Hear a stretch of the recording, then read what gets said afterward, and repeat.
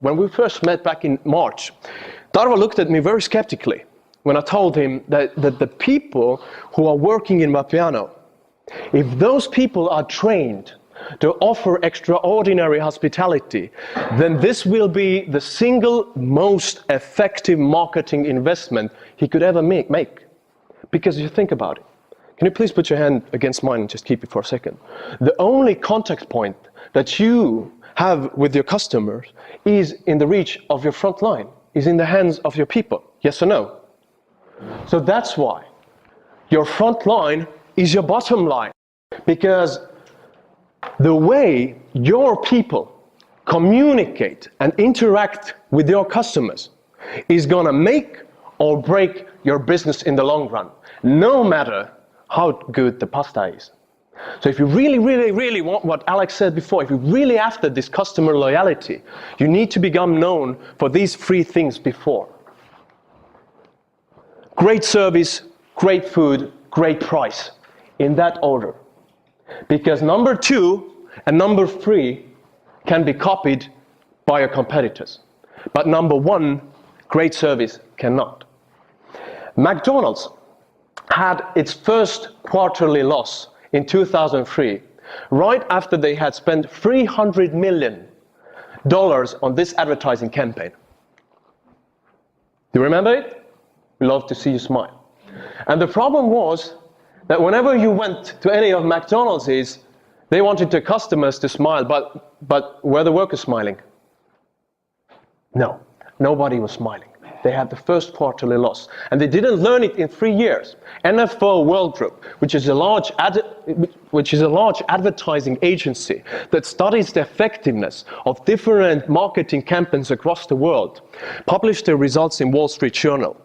And they found out that one of McDonald's, it was called Healthy Meal campaigns, had really bad customer satisfaction rates. They found out that only 1/3 of the customers, and think in McDonald's terms, 1/3 is a huge number. 1/3 of the customers were not happy with what McDonald's offered, because they were not so much interested in having this healthy food, but they wanted smile with their fries. They wanted smile with their fries, but the smile was missing. So my question for you, dear friends, is here: do you give a smile with your pasta? Is the smile always there? I don't mean sometimes, I mean always. Is the smile on the face of every last one of your people? Not some of them, but each and every last one of them. Smile needs to stay there so results can happen. Because if you don't hire for smiling talent, if you don't hire for smiling people, you hire for money. And hiring for money is illegal because it's called prostitution. I hope you can see it. Hookers, the definition. These are your workers for hire. They're in at 8 and out at 5 types. They keep themselves attractive and do what they are told. They perform the mechanical acts of their job, a simple transaction of commerce. They rarely feel passion or pleasure in what they are doing, and that is fine with the pimp, the manager, as long as they deliver the money. So you don't want to have one-night stands and quickies in Vapiano. You want people who build relationships. And in order to have people who build relationships, you need to hire relationship types beforehand. So my question is, another question for you is, who is the most expensive person you hire? The most expensive person you hire is the one you have to fire. Have you ever calculated how much money you are losing as a result of employee turnover? It's a huge number, and it was scary. That's why, after hiring great talent, training becomes so important. There's a beautiful Chinese proverb that goes like this: if you want to build for 1 year, grow wheat. If you want to build for 10 years, grow trees. If you want to build for 100 years, grow people. So my question to you again is, do Vapiano customers pay attention to details? Yes or no? Of course they do. And that's why you've done so much work in the previous years to build everything up so you have all the details in the world. You have this design, You have designed the smell, the looks, the blackboards, the carpets, the tiles, the tables, the chairs, the music. Everything is designed. But you have also done a fatal mistake that not only you do, but restaurants the world over do. They always start with those elements that I just mentioned: music, sound, smell, food.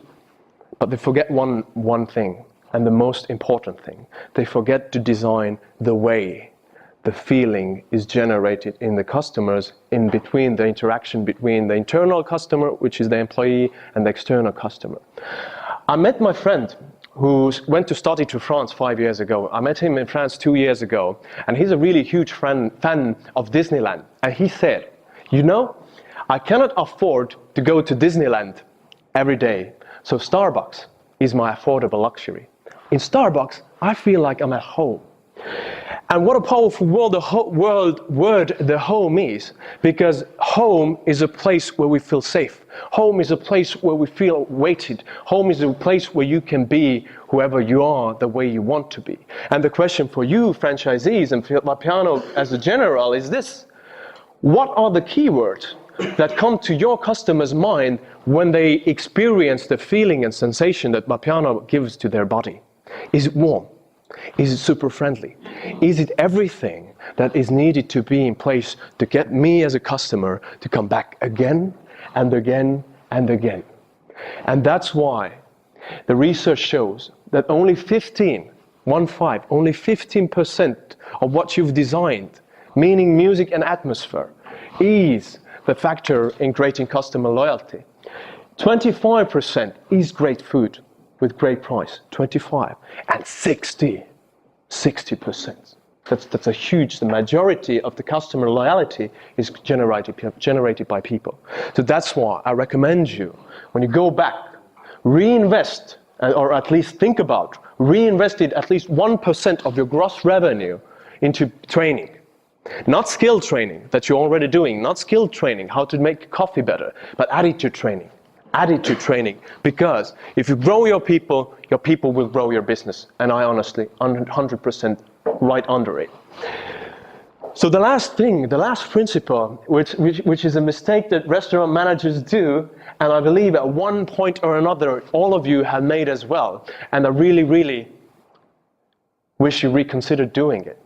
So the question is, just think for a second with me. How much, what do you think on average, not only in Vapiano, but in restaurants everywhere, and other restaurants also, what is the average marketing budget allocated? How much of money is allocated in order to capture new clients compared to how much money is allocated to keep the existing customers happy? What's the difference of percentage? What do you think? The average? 80 for new clients. 80 for new clients. 80, yeah? That's a damn good guess. Gallup Group found that the money spent in the restaurant sector is 85%. So really, really good. So what I'm thinking now is just imagine what would happen if you would take this 85% of the money and reinvest it in retention instead. Not only employee retention, but moreover in customer retention, because now pay very good attention. Do you realize that if you could make your average customer, just average customer, to return only one more visit a month, you could almost double your sales just by that. To getting an average customer, return one extra visit a month. So again, I really, really recommend, as you go back, look over your last 6 and 12 months and see how you spent your money on marketing and advertising, and consider putting a big part of it to retention and training hospitality mentality. Starbucks. Did you know that in the first 30 years in business, Starbucks didn't invest not a dime in marketing? Did you know it? The result is 40 million customer visits, loyal customer visits per week, without no marketing whatsoever. I believe the marketing budget was about 0.5% of total. The rest of the money was invested in hiring the best people there are and training them to offer extraordinary hospitality experience. Because that, my friends, the hospitality mentality, not the marketing, is the thing that's going to get your customers come back again and again and again.